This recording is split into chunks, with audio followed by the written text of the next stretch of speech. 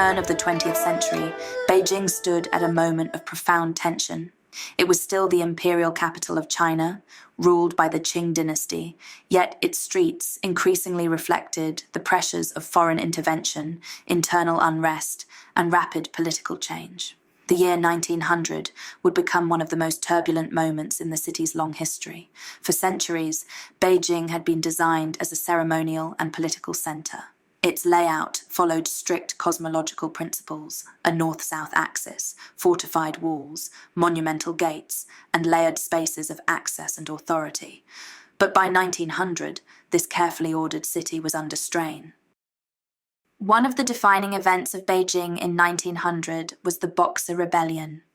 The Boxers, officially called the Society of Righteous and Harmonious Fists, were a popular movement that opposed foreign imperialism, Christian missionaries, and the growing influence of Western powers in China. Beijing became the focal point of this conflict. In the city's legation quarter, foreign diplomats, missionaries, and Chinese Christians were besieged for nearly 2 months. The violence was not only political, but symbolic. Attacks targeted railways, churches, and foreign-built structures that represented the erosion of Chinese sovereignty. Initially, the Qing court hesitated, but under the influence of Empress Dowager Cixi, the government ultimately supported the Boxers. This decision proved disastrous. In response, an alliance of 8 foreign powers, including Britain, France, Japan, Russia, and the United States, sent troops to Beijing. In August 1900, foreign forces captured the city. Beijing was looted, occupied, and humiliated. The Qing court fled west to Xi'an, leaving the capital under foreign control. The aftermath weakened the dynasty beyond repair and accelerated calls for reform and revolution.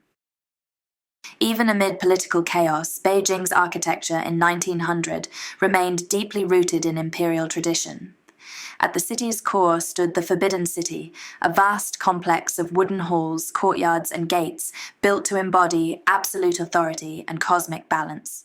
Its yellow glazed roof tiles, raised marble terraces, and strict symmetry reflected Confucian ideals of hierarchy and order. Surrounding the palace was the imperial city, and beyond it, the inner city and outer city, each enclosed by massive walls and watchtowers. These fortifications, some dating back centuries, still defined Beijing's physical and psychological boundaries in 1900. At the everyday level, most residents lived in siheyuan, traditional courtyard houses organized around family life.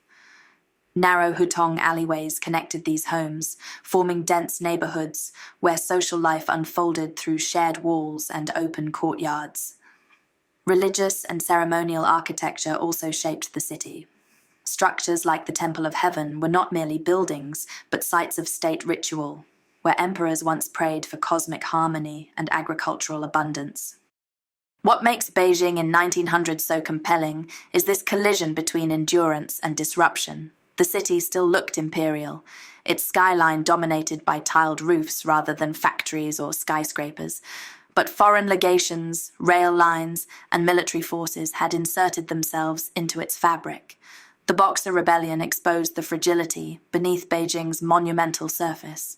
While the architecture spoke of permanence, the events of 1900 revealed a system struggling to survive in a rapidly changing world. Within just over a decade, the Qing Dynasty would fall, and Beijing would enter a new political era.